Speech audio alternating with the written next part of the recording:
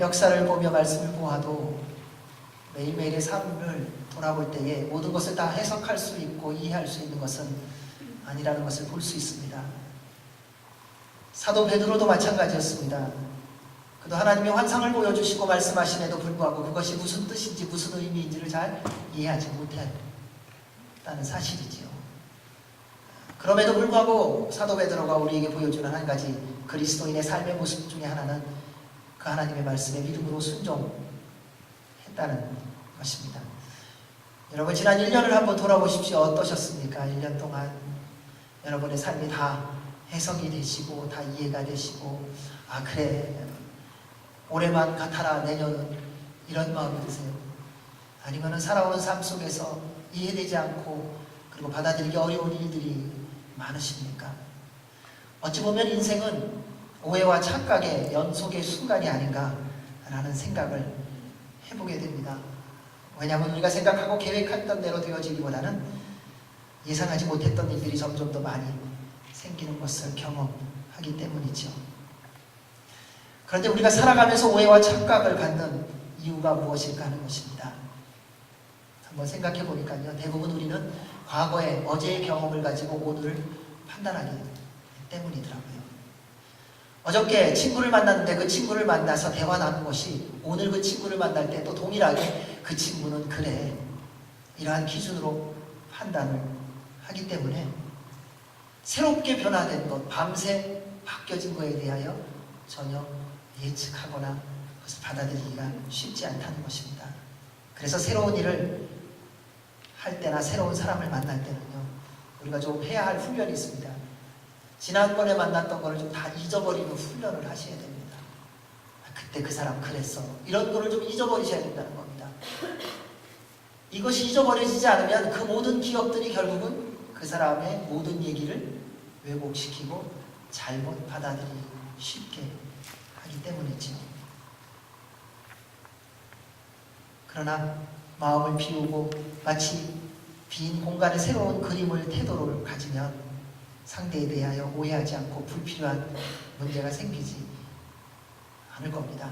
그런데 이를 위해서 가장 좋은 방법 가운데 하나가 무엇인가? 말씀은 이에 대해서 이렇게 말합니다. 먼저 다 들어주라는 것입니다.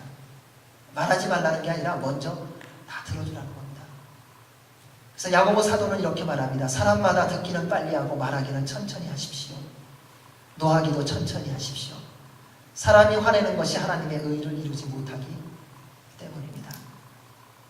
어떤 상황이 발생했을 때 싸움이 되는 이유는 간단합니다. 먼저 화내면서 말하기 때문이에요.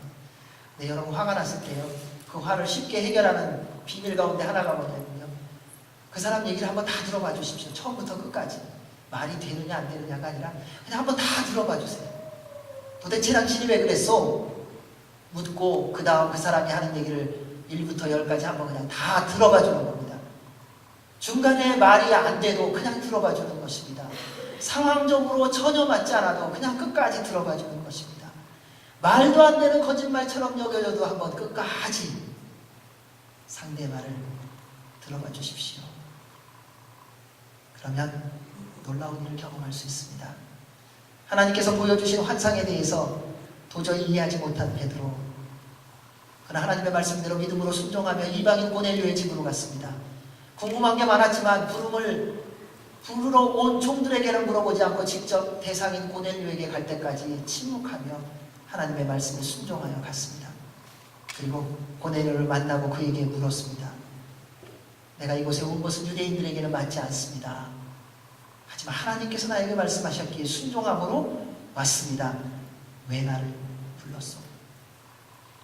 그리고 나서 베드로는 고넬료의 고백을 다 듣습니다. 여러분 하나님의 사람이라는 것의 증거 가운데 하나는 뭐냐면요. 상대의 말을 끝까지 들어주는 사람이라는 겁니다. 이것이 하나님의 사람이라는 특징입니다. 내가 하나님의 사람인지 아닌지를 확인할 수 있는 방법 가운데 하나는 뭐냐. 어떤 일이 발생했을 때 상대가 말하고 싶을 때 끝까지 들어주는 사람이 된다면 여러분 하나님 사람이에요.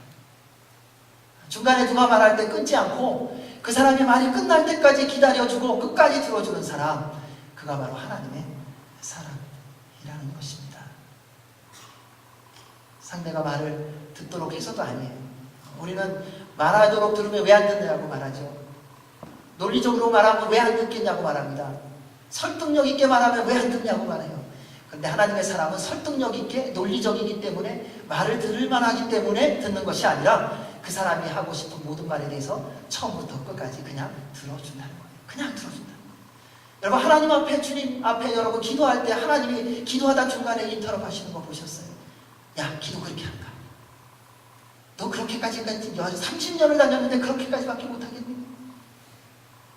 2시간, 3시간을 주님 앞에서 엉엉 울기만 해도 아이고만 해도 주님을 한마디 안 하시고 1부터 10까지 끝까지 들어주세요. 그게 하나님의 사람이라는 거예요. 내 귀에 들릴 만한 음정이냐 소리냐, 그 내용이 재밌는 것이냐, 그 내용이 내가 알기를 원하는 것이냐가 아니라 상대가 말하기를 원하는 것이라면 그냥 들어주는 것이라는 겁니다. 이것이 하나님의 사람입니다. 그러면 하나님의 뜻을 많이 이해할 수 있습니다. 여러분, 오늘날처럼 자신의 의사를 마음대로 전달할 수 있는 시대가 언제 있었습니까? 요즘에는요, 시간도 제한 안 받잖아요. 하고 싶은 말 있으면요, 이메일로 새벽 2시, 3시 그냥 다 보내요.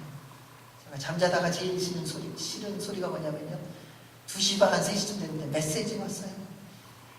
아이폰 여기서 그냥 그게 땡 소리가 나는 거.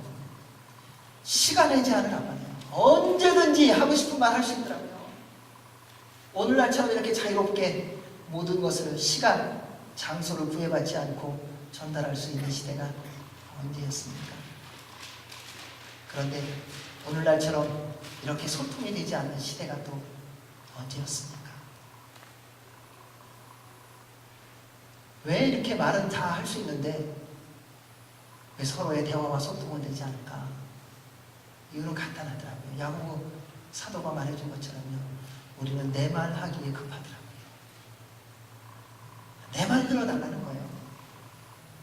그리고 말합니다. 내 말 끝나고 당신 말 해도 된다고. 근데 우리는 내 말 끝나면 안 듣고 다 가더라고요. 기도할 때 주님 앞에 어떠세요? 어렵게 5분 기도하고 그 다음에 5분 정도는 주님이 무엇을 말씀하실까 침묵 가운데 기다리세요. 아니요. 예수님 이름으로 기도합니다. 아멘도 되기 전에 벌써 발에 힘이 들어와서 일어나고 있잖아요. 내 말이 끝났거든요. 내 말이 끝났으니까 더 이상 그 다음은 없는 거예요. 그러니까 나가버리는 거죠.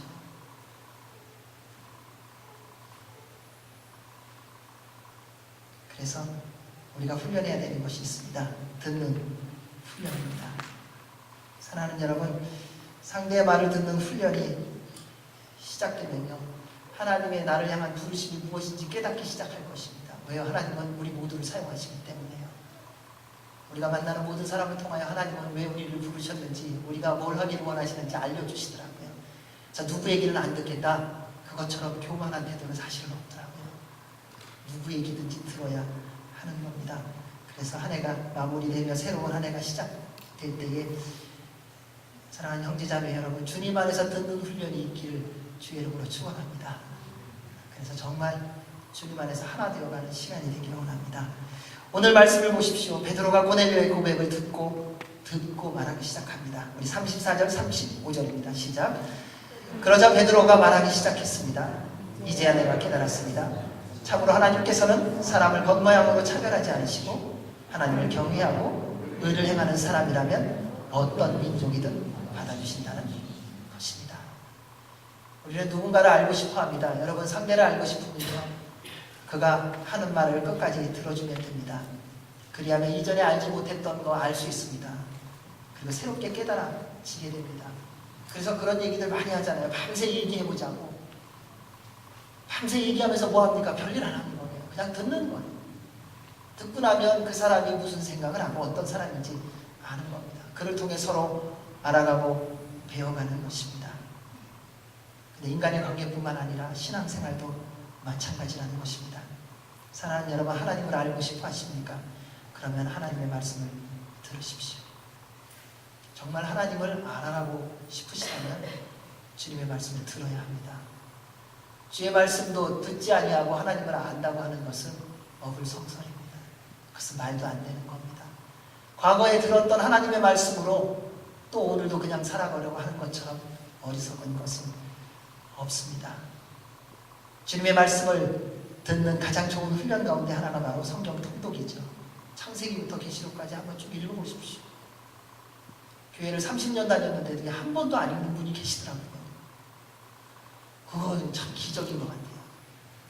교회를 20년을 다녔는데 성경책을 창세기부터 계시록까지 한 번도 읽어보자. 그러니까 중간에 출애굽기가 있는지 레위기가 있는지를 몰라요. 왜요? 항상 들은 거는 여러분 성경을 통독하십시오. 그리고 이제 목사님들이 뭐라고 하냐면 창세기부터 계시록까지 다 읽으십시오 그랬더니 그 중간에 다른 부분 얘기를 안 했잖아요. 출애굽기, 레위기, 민수기, 신명기를 얘기하니까 성경은 창세기하고 계시록만 읽잖아요.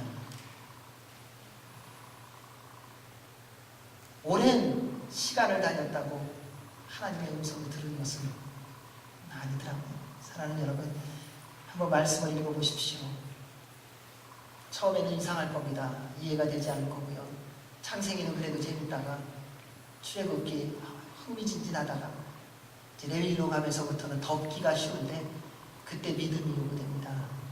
그것을 넘어가면 하나님이 여러분 각자에게 주시는 말씀이 무엇인지를 깨닫는 때가 옵니다. 여러분 밥 먹는 때가 돼야 밥을 먹는 거잖아요. 하나님의 음성을 들을 때까지 말씀을 좀 읽어야 됩니다. 여러분 원하는 것을 이루기 위하여 그것이 이루어질 때까지 노력하시지 않습니까? 살아계신 하나님의 음성을 듣기를 원한다면 그분이 말씀하실 때까지 그분 앞에 기다리는 훈련이 필요합니다. 주님의 말씀을 읽는 훈련이 필요합니다.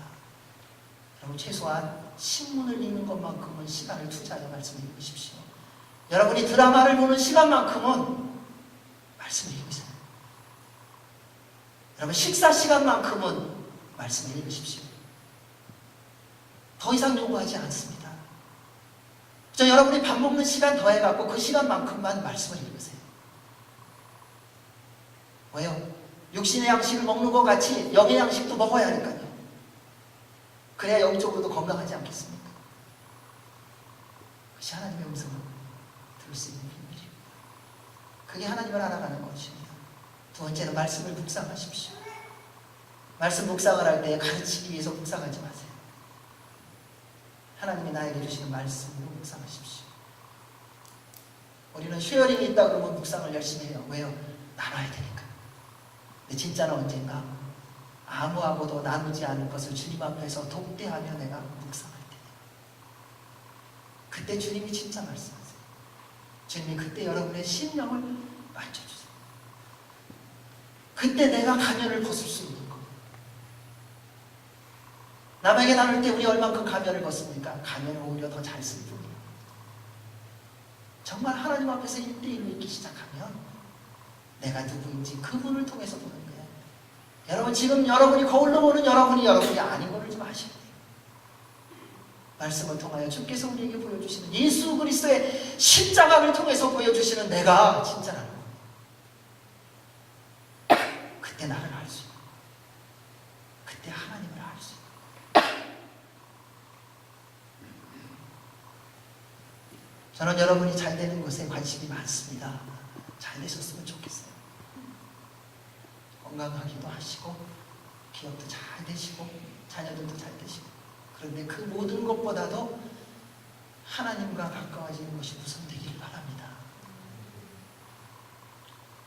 다른 거 다 잃어버려도 주님은 놓치지 마십시오. 다른 거 다 지나가는 거예요. 생명도 인생 다 지나가는 거예요. 물질, 건강 다 지나가는 거예요. 우리 주님밖에 없다는 것입니다. 그래서 멈추지 말고 날마다 말씀 읽고 묵상해 보시기 바랍니다. 그러면 말씀이 꿀보다 더 단 때가 와요.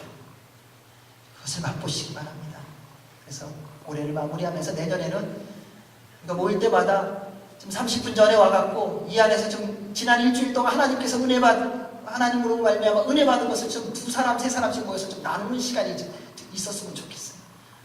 시간이 급하게 오지 말고 헐레벌떡 오는 게 아니라 주님 앞에 준비된 마음으로 30분, 한 40분 전에 와서 지난 일주일 동안 하나님이 나에게 베풀어 주신 은혜를 좀 나누는 거예요. 믿음의 동역자하고 지난 한 주간 하나님이 나에게 이렇게 말씀하셨다고, 나를 이렇게 인도하셨다고, 나에게 이렇게 위로하셨다고. 그러면 얼마나 놀라운 역사가 있겠습니까? 그때 얼마나 놀라운 치유와 회복의 역사가 있겠습니까? 여러분 치유는 하나님이 하시는 겁니다. 우리를 회복하시는 분은 하나님이 하시는 거예요. 내가 노력해서 회복되는 것이 아니라 살아계신 하나님께서 우리를 만져주셔야만 회복되는 거예요. 왜 내 강팍한 마음이 녹아지지 않느냐? 뭐냐면 내 안에 예수 그리스도를 받아들이지 않아서 그래요. 주님이 들어오면요 다 녹아져. 성령님의 불이 임하면요 모든 것이 다 태워지게 되어 있다는 것입니다. 말씀을 보십시오. 고넬료의 고백을 들은 베드로가 하나님에 대해서 또 깨달았습니다. 이것이 하나님의 사람의 모습이에요. 누구의 얘기를 듣든지 그 말을 통해서 하나님의 음성을 찾아가는 겁니다. 불평하고 원망하는 사람의 소리를 들을 수도 있어요. 그런데 그 가운데서도 하나님의 음성을 또 찾는다는 거예요. 말도 안 되는 소리를 듣는데 그 가운데서 또 주님의 나를 향한 계획하심과 인도하심과 하나님의 음성을 또 듣는다는 거예요. 이것이 하나님의 사람이에요. 애들 1살, 2살짜리 여러분 생활하면서 어떠세요? 그 아이가 말도 안 되는 얘기하는데 와 어떻게 저런 말을 할 수 있고 감탄하지 않습니까? 왜요? 주님께서 그 아이를 통해서도 말씀하시기 때문에요. 여러분 어떤 면에서는 가장 하나님께서 강력하게 말하는 사람이 누군가? 내가 별로 안 좋아하는 사람들. 참 희한해요. 내 마음에 들지 않는 사람이 말하는 거 귀 기울여 들으십시오. 왜냐하면 주께서 정말 하시고 싶은 말씀이 그 안에 참 생각보다 많더라고요. 판단하고 비판하는 것 같지만 그 사람은 정죄하고 있는 것 같지만 그러나 그 안에 하나님의 음성이 있더라고요. 그때 놀라운 변화가 일어납니다. 베드로가 하나님을 또 깨달았습니다. 어떤 분을 깨달았습니까? 하나님은 사람을 겉모양으로 차별하지 않으시는 분임을 깨달았습니다. 하나님이 받으시는 분은 누구냐? 하나님이 기뻐하는 사람은 어떤 사람이냐? 하나님을 경외하고 의를 행하는 사람. 잘생겼느냐 못생겼느냐 가문이 좋으냐 실력이 있느냐 능력이 있느냐 얼마나 인간관계를 잘 만들어가고 일을 맡겼을 때 잘 수행하느냐가 아니라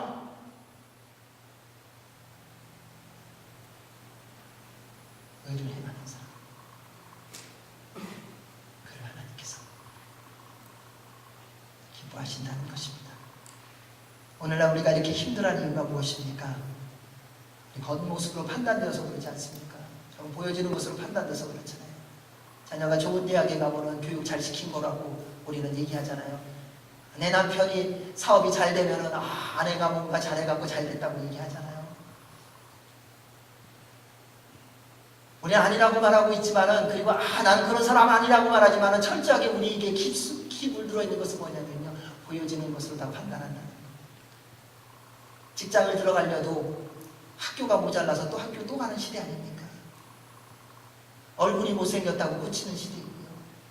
경력이 없다고 해서 또 회사 갔다가 거기서 1년, 2년 경력해갖고 또 옮기고요. 세상은 공정하다고 공평하다고 실력을 판단한다고 말하지만 아니요. 세상은 결코 공평하지 않습니다. 세상은 철저하게 보여지는 것으로만 판단하는 세상입니다. 결혼하려고 해도 마찬가지 아닙니까? 상대가 원하는 기준에 합격해야 돼요.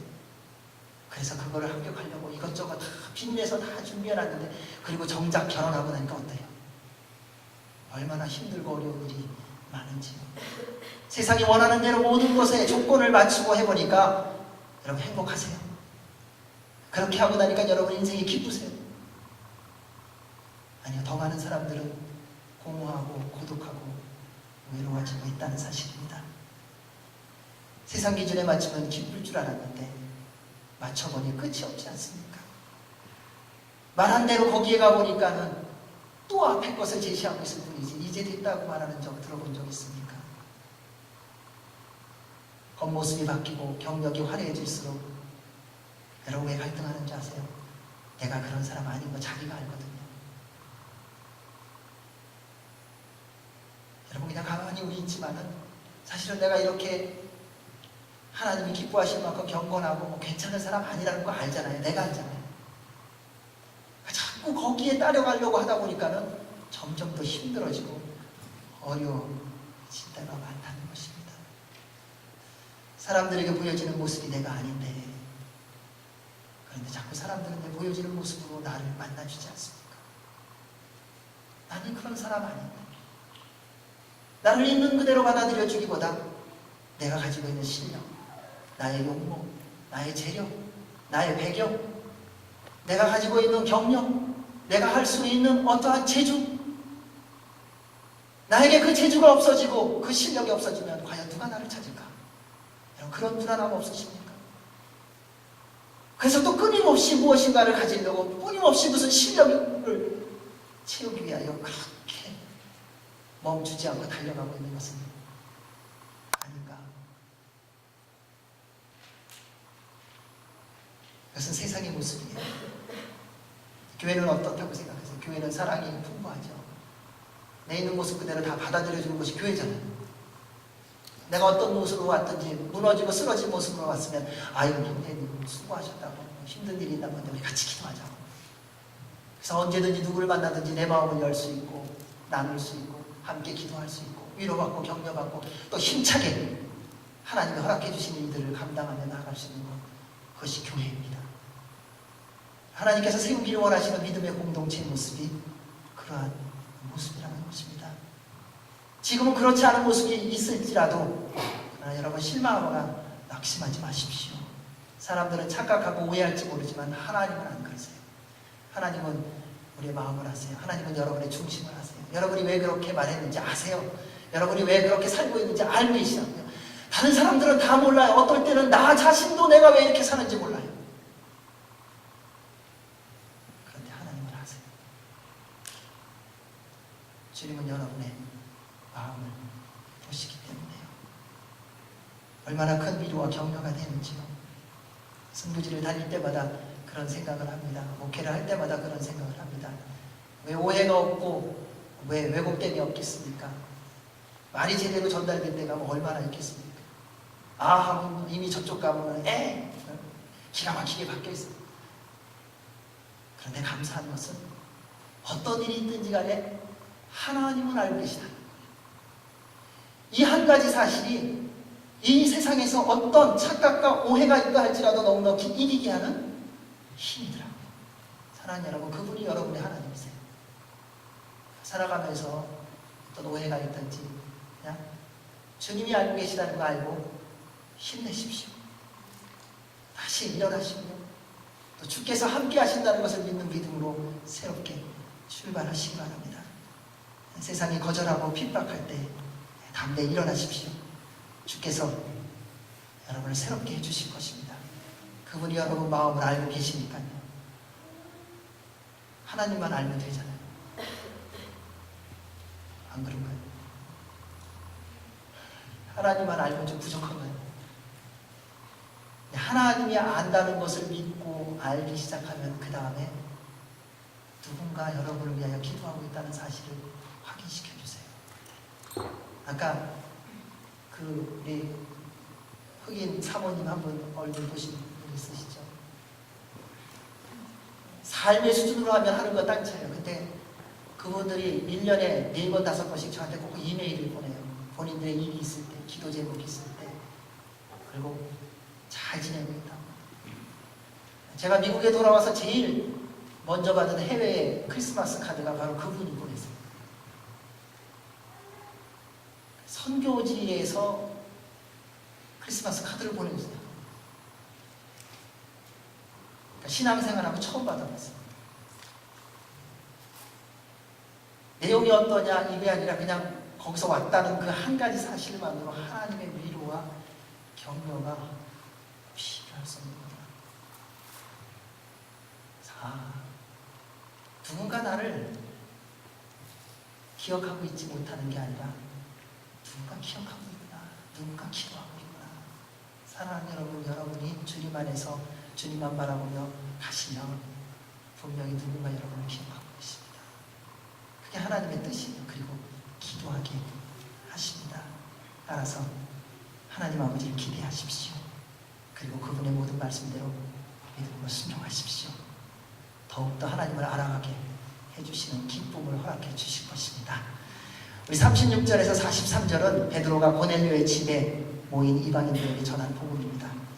사도행전에서 나타난 베드로의 세 번째 설교인데요. 이것에서 저희들이 한 4가지를 보기를 원합니다. 하나님의 환상을 통해 부정한 음식을 보고 깨끗하게 한 것을 부정하겠다고 말하지 말라 하는 것을 이해가 되지도 않고 받아들이기도 어렵지만 하나님이 말씀하셨기 때문에 믿음으로 순종하고 왔습니다. 그리고 나서 고넬료에게 묻고 나니 고넬료가 말하는 이야기를 듣고 나니까 그 다음에 하나님께서 분명히 이 일을 이루셨구나 하면서 한 4가지를 봅니다. 우리 36절 말씀 한번 읽어보겠습니다. 시작. 하나님께서 모든 것의 주이신 예수 그리스도를 통해 평화의 복음을 이스라엘 백성들에게 전해주신 것을 여러분도 알 것입니다. 하나님께서 죄로 말미암아 죽을 수밖에 없는 인간들을 위해서 이스라엘 백성을 통하여 그 자손을 통하여 구주 되신 예수 그리스도를 보내주셨다는 것입니다. 예수님은 우리를 구원하시라고 이 땅에 오셨어요. 여러분, 이 구원의 감격을 언제쯤 맛보셨어요? 하도 여러 번 들어갔고 우리는 별로 이것에 대하여 사실 생각을 잘 안 하려고 그래요. 여러분, 가장 소중한 게 뭔지 아세요? 예수님 믿고 구원받았다는 이 사실이 오늘 그 영원한 생명이 내 안에서 움직이지 않으면요, 우리는 경건의 모양은 있으나 경건의 능력이 없는 삶을 사는 겁니다. 왜 이렇게 힘들고 어렵고 또 세상으로 돌아가는지 아세요? 오늘 구원의 감격을 놓쳤기 때문에. 오늘 구원의 감격이 있다면 세상의 풍랑 때문에 우리가 무너지지 않습니다. 주변의 사건 때문에 우리가 마음 상하지 않습니다. 왜요? 주님이 나를 위하여, 나 같은 자를 위하여 십자가에 달려 죽으시고 부활하셨는데 그분을 믿음으로 영원한 생명을 누리게 하신 날인데 우리가 무엇 때문에 고민하겠습니까? 우리가 무엇 때문에 방황하겠습니까? 우리를 위하여 그분이 죄값을 치러주셨는데 피 흘림이 없은즉 죄사함이 없다고 말씀하신 그것을 우리 하나님께서 몸소 이루어주셨는데 이것과 무엇을 바꿀 수 있겠습니까? 그럼 정말 중요한 공부는 어떻게 하는지 아세요? 반복합니다. 진짜 중요한 거는요, 그럼 부부가 생활하면서요, 어느 시점이 돼갖고 다 알죠? 서로 사랑하는 거. 근데 뭐라고 말합니까? 서로 사랑한다고 고백하십시오라고 가르쳐요. 왜요? 그게 가장 기본인데 그 기본을 안 하거든요. 근데 어느 날 사랑한다고 말해보십시오. 그게 새롭게 들려요. 아, 그래, 사랑하는 거 알고 있는데 진짜 사랑하는구나. 그럼 하나님 아버지 앞에 구원의 감격에 대하여 언제 감사하셨습니까? 진심으로. 나 같은 자를 구원하기 위하여 이 땅에 내려오셔서 십자가에 달려 죽으신 그 주님의 십자가 앞에 언제 정말 감사해 보셨어요? 그게 마지막에 언제세요? 그것이 지금 있어야 된다는 겁니다. 그때 생명의 가치를 알 수 있습니다. 두 번째 38절입니다. 같이 있습니다. 시작.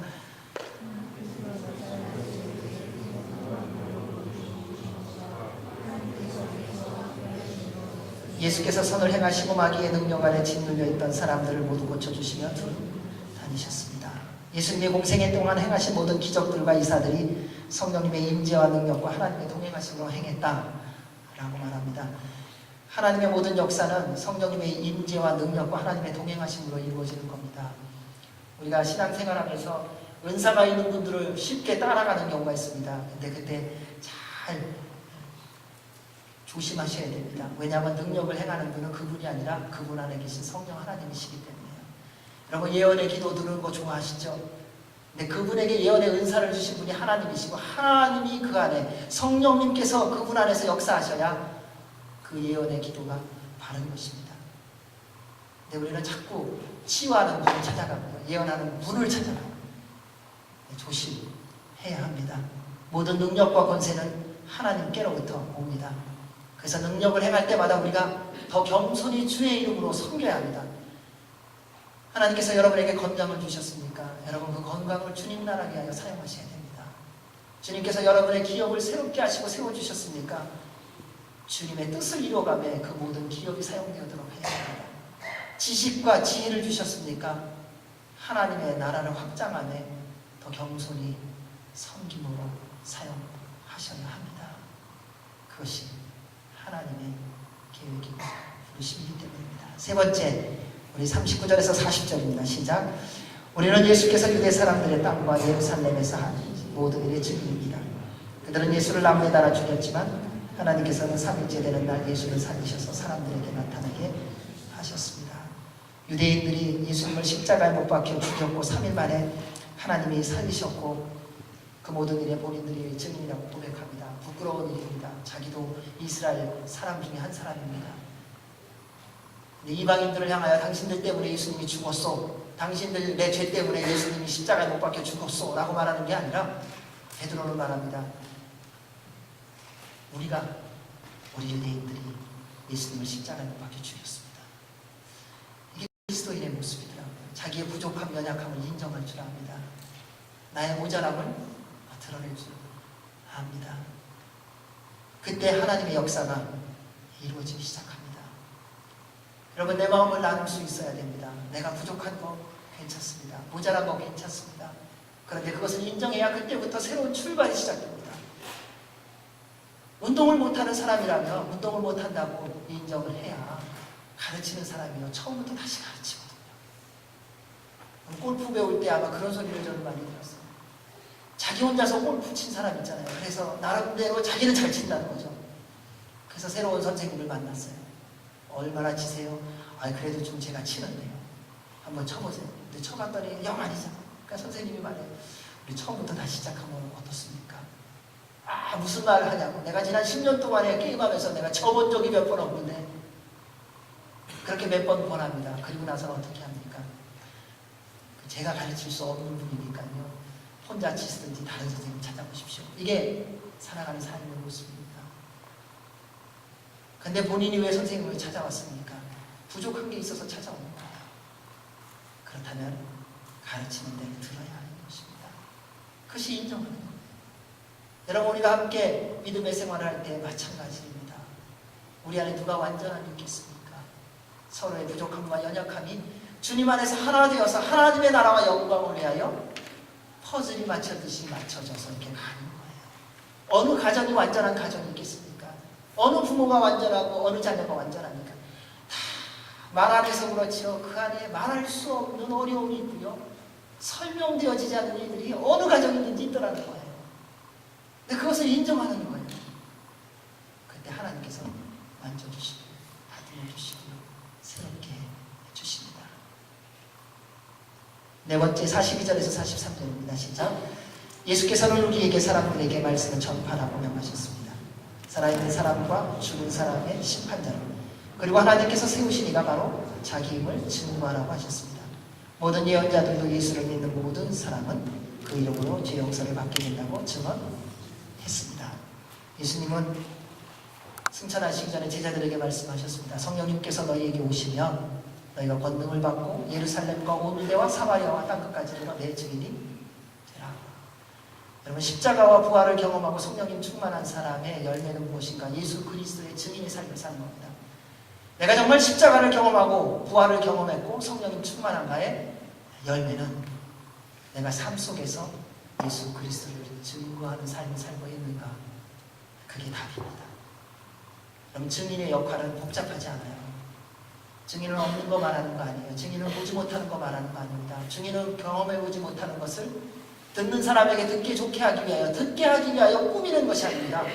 증언은 간단합니다. 내가 들은 대로만 하는 것입니다. 내가 본 대로만 하는 것입니다. 내가 경험한 대로만 고백하는 게 증언이에요. 더하거나 빼는 거 아니에요. 오늘날 우리가 오해합니다. 예수님을 내가 어떻게 잘 전할까? 아니요. 여러분이 만난 예수님을 그대로 전하시기만 하면 돼요. 어떻게 하면 내가 저 사람에게 잘 듣게 할까? 아니요. 여러분이 만나고 경험한 여러분에게 말씀하신 그 하나님의 음성을 그대로 있는 그대로 가감하지 말고 증거하시기만 하면 하나님께서 역사하십니다. 그것이 하나님의 역사예요. 선교의 현장에서 그렇게 되는 거예요. 선교의 현장에서 선교사님들이 역사가 일어나는 이유는 간단합니다. 그 나라 말을 잘 못하거든요. 그러니까 쉽게 말해요. 하나님이 여러분을 사랑하십니다. 주님이 우리를 위하여 십자가에 달려 죽으시고 부활하셨습니다. 믿으면 구원받습니다. 이거 외에 다른 게 별로 없어요. 근데 그게 능력이에요. 왜요? 하나님의 말씀은, 내가 경험한 주의 말씀을 있는 그대로 선포했기 때문에요. 여러분, 예수 그리스도의 증인의 삶을 사시기 바랍니다. 그때 하나님의 영광을 맛보게 해 주실 것입니다. 우리 44절에서 48절 말씀이 있습니다. 시작. 베드로가 이렇게 말하고 있을 때 말씀을 듣던 모든 사람에게 성령이 내려왔습니다. 베드로와 함께 온 할례받은 신자들은 성령의 은사를 이방 사람들에게까지 부어주시는 것을 보고 깜짝 놀랐습니다. 사람들이 방언으로 말하고 하나님을 찬양하는 소리가 들렸던 것입니다. 그때 베드로가 말했습니다. 이 사람들도 우리와 마찬가지로 성령을 받았으니 물로 세례를 주는 것을 누가 막을 수 있겠습니까? 그래서 베드로는 그들에게 예수 그리스도의 이름으로 세례를 받으라고 명했습니다. 그 후 그들은 베드로에게 자기들과 함께 며칠 더 머물다 갈 것을 간청했습니다. 성령님이 언제 임하셨습니까? 주님의 말씀을 들을 때 임했습니다. 이 모습을 보면 하나님의 말씀을 듣기를 정말 사모하고 주의 말씀을 들으면 성령님이 임하신다는 것을 볼 수 있습니다. 정말 주님의 말씀을 듣기 원하면 성령님이 임하세요. 성령님은요, 말씀을 전하는 자가 주는 게 아니거든요. 성령은 하나님이 주시는 거예요. 여러분 오해하지 마세요. 능력 있는 목회자가 성령님을 본인이 갖고 있어서 이렇게 마음에 드는 사람 주고 더 열심히 기도하고 일하는 사람한테 부어주고 이런 거 아닙니다. 그가 어떻게 전하든 그 말씀을 하나님의 말씀인 줄 알고 믿고 들으면 성령님이 임하세요. 오해하지 마세요. 이 이방인들이 베드로의 복음을 간절한 마음으로 사모하며 들었어요. 그러자 성령님이 임하셨습니다. 정말 성령님 충만하기를 원한다면 온 마음으로